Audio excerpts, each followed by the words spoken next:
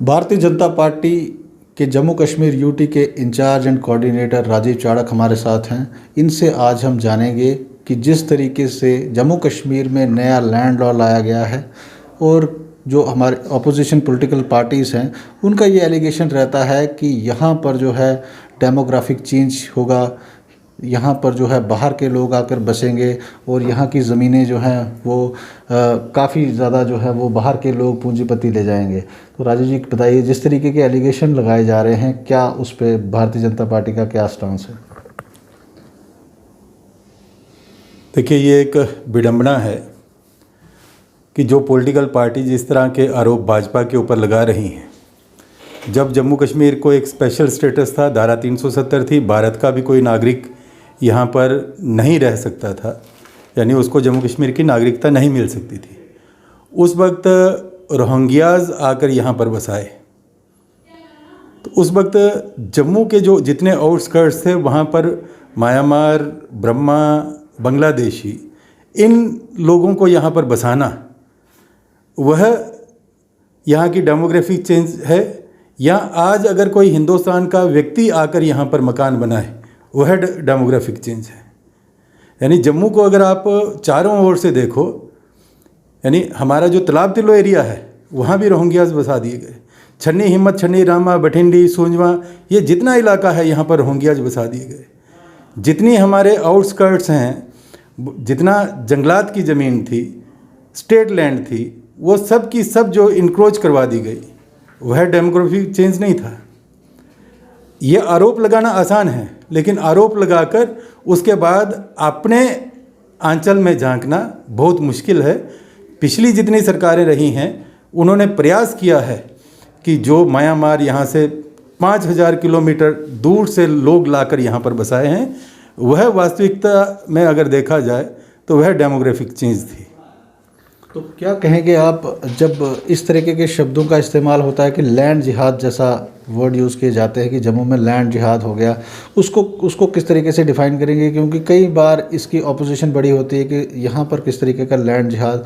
दूसरी तरफ से जब लिस्टें निकलती हैं कि कई एरियाज़ जो हैं फॉरेस्ट लैंड जो हैं वो कवर कर दिए गए हैं, कई एरियाज़ ऐसे हैं जहाँ इलीगल जो है इलीगली तरीके से वहाँ पे ऑक्यूपाई की गई हैं ज़मीनें। रोशनी स्कैम की बात अगर करें तो इसको इस समय आप देखेंगे कितना बड़ा इशू बना हुआ है।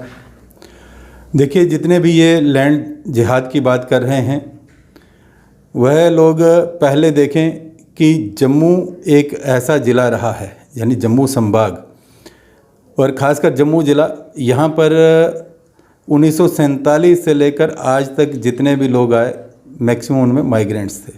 चाहे वो 47 के हों, 65 के हों, 62 के हों, 71 के हों, वो सब रिफ्यूजियों का एक ये अड्डा बन गया। उनकी आड़ में जो कश्मीरी हुक्मरान थे, उन्होंने जम्मू में जो लैंड जिहाद जो है, वास्तविकता अगर देखी जाए, उन्होंने चलाया। हमारे आउटस्कर्ट्स जो थे, हमारे जो पुराने गांव जो थे, उनका नवीनीकरण किया, इस्लामिक नाम रखे गए। यानी जो सोंजवाना गांव है उसका नाम रख दिया जी जलालाबाद, ममीनाबाद, बावे का नाम रख दिया शाहबाद, यानी बाहू फोर्ट एक बड़ा ऐतिहासिक जगह है। अगर लैंड जिहाद हुआ तो लैंड जिहाद कश्मीरी हुक्मरानों ने किया, यानी उन्होंने जम्मू में आकर यहाँ का टोटल डेमोग्राफिक चेंज करने की कोशिश की और हमारे जितने पुराने गाँव के नाम थे सब के सब बदलने की कोशिश की। जम्मू का हिंदू और मुस्लिम जितना भी था वो भाईचारे के साथ रहता था, उनमें भी एक फितना क्रिएट कर दिया। उनको भी आपसी लड़ाने की जो साजिश थी वो उनकी तरफ से रची गई, ना कि अब कोई लैंड जिहाद जो है यहाँ पर चलाया जा रहा है। जम्मू के जितने भी लोग हैं वो सब यहाँ बड़ी एकता और शांतिपूर्वक यहाँ रहते हैं, लेकिन कुछ लोगों को जिन्होंने कश्मीर को जलाया हुआ है उनको ये भा नहीं रहा। वे चाहते हैं कि जम्मू में भी आग लगे। इस तरह के शगुफे जो हैं वो छोड़ते रहते हैं। तो जिस तरीके की स्टेटमेंट सामने आती है, महबूबा मुफ्ती आपकी पॉलिटिकल पार्टनर रही हैं, सरकार में आपके साथ ही चीफ मिनिस्टर थी जम्मू कश्मीर की, और ऐसी बात उन्होंने कर दी जिससे देश में काफ़ी गुस्सा हुआ कि भाई वो देश का झंडा नहीं उठाएंगे जब तक जम्मू कश्मीर में स्टेटहुड बहाल नहीं होता। क्या कहेंगे इस स्टेटमेंट को कि एक फॉर्मर चीफ मिनिस्टर के मुंह से ऐसी बात निकलना? देखिए, ये दुर्भाग्य है कि ऐसे लोग जो हैं, जब भाजपा ने पीडीपी के साथ कोलेशन किया तब मरहूम मुफ्ती मोहम्मद सईद जो वो इसके सरबराह थे, परंतु महबूबा मुफ्ती के साथ जो एक रहना, भाजपा का रहना, वो एक दुर्भाग्य था। और जब देखा कि उनका जो मानसिकता है, पहले कोशिश की भाजपा ने कि उनकी मानसिकता को बदला जाए, और उन्होंने थोड़ी भाषा भी जो थी राष्ट्रीय भाषा बोलने की कोशिश की।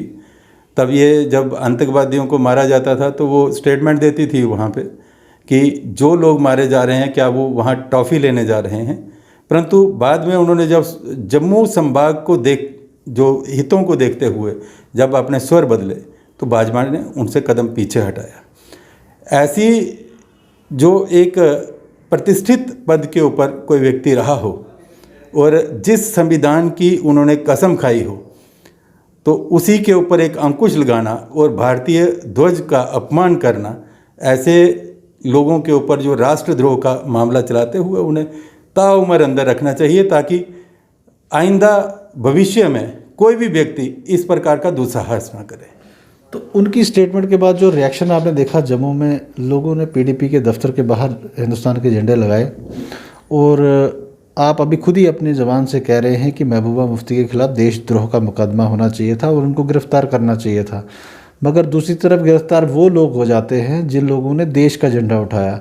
तो कहीं ना कहीं जो है, जो अपोजिशन है या जो भी लोग आपके सामने आते हैं, वो ये चीज़ कहते हैं कि भारतीय जनता पार्टी भी वही कर रही है जो 70 सालों में बाकी पॉलिटिकल पार्टीज़ ने की। तो लोगों को कैसे आप विश्वास में लेंगे?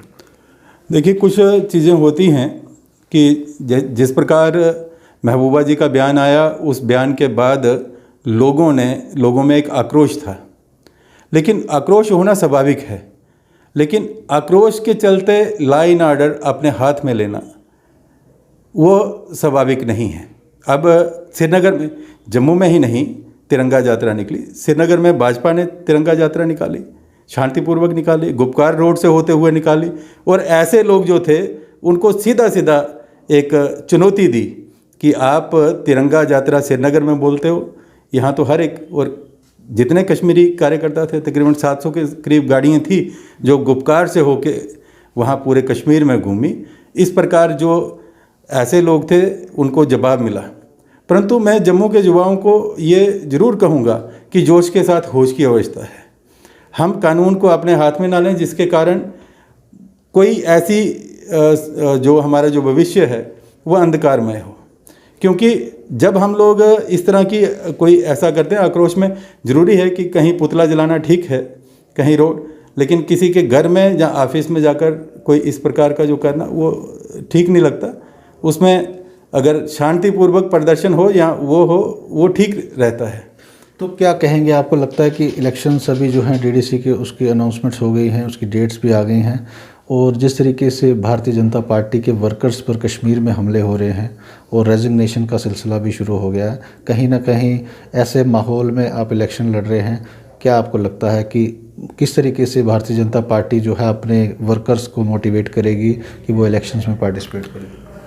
देखिए, कश्मीर में जिस प्रकार की किलिंग्स हुई हैं, ये किलिंग्स जो हैं ये सारी राजनीतिक षड्यंत्र है। सभी जानते हैं कि इसमें कहा जाता है कि पाकिस्तान का हाथ है। मैं हमेशा एक बात कहता हूँ कि पाकिस्तान की जो मशीनरी है, उसके जो कल पुर्जे हैं, वह नेशनल कॉन्फ्रेंस और पीडीपी हैं। यानी जितने भी तार हिलते हैं यहाँ कश्मीर में जो किलिंग्स होती हैं, ये इन्हीं पार्टियों के इशारे पर यहाँ पर होती हैं।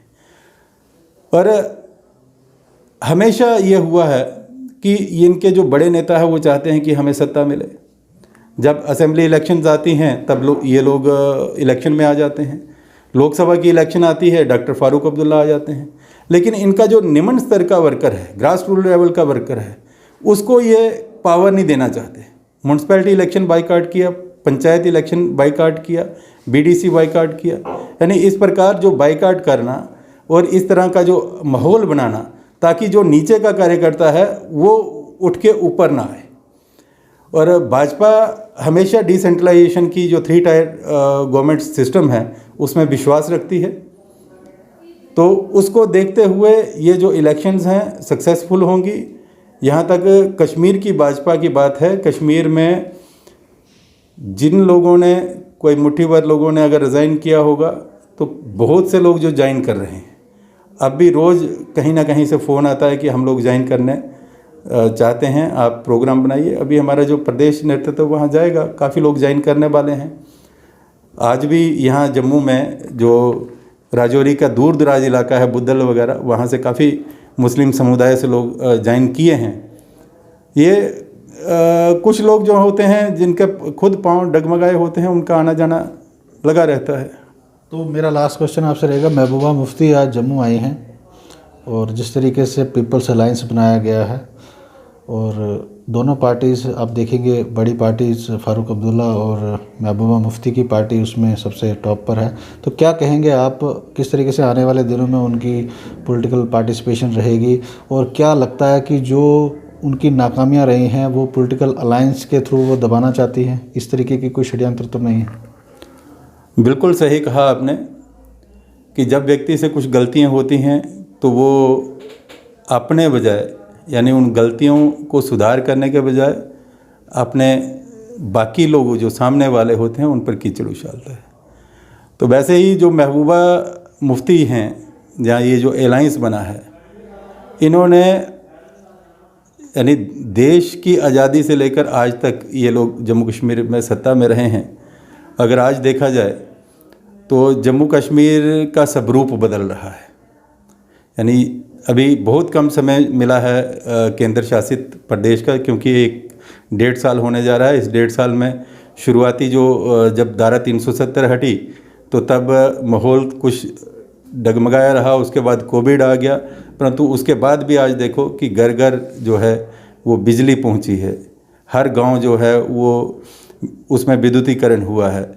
अगर आप किसानों की बात करें तो ये जो कोविड के चलते प्रधानमंत्री ने इससे पूर्व भी किसानों को एक राहत देते हुए 2,000 रुपया की किस्तें इस तरह करके उन्होंने किसानों को दी हैं।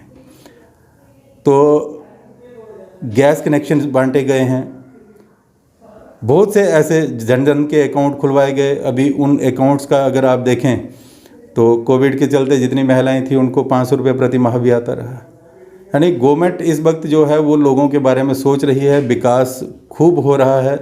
बड़े प्रोजेक्ट्स जो हैं वो आप देखते हैं कि उनकी गति बड़ी है और जो सरकार आखिरी व्यक्ति तक पहुंचने की बात होती है उसमें प्रयासरत है। अब इनको लगता है कि जो हमसे कोताहियाँ रह गई हैं, अब ये केंद्र सरकार जो उनको भरने जा रही है, तो इसमें छटपटाहट है। बहुत शुक्रिया। तो ये थे हमारे साथ भारतीय जनता पार्टी के जम्मू कश्मीर यूटी के इंचार्ज और कोऑर्डिनेटर राजीव चाड़क जी।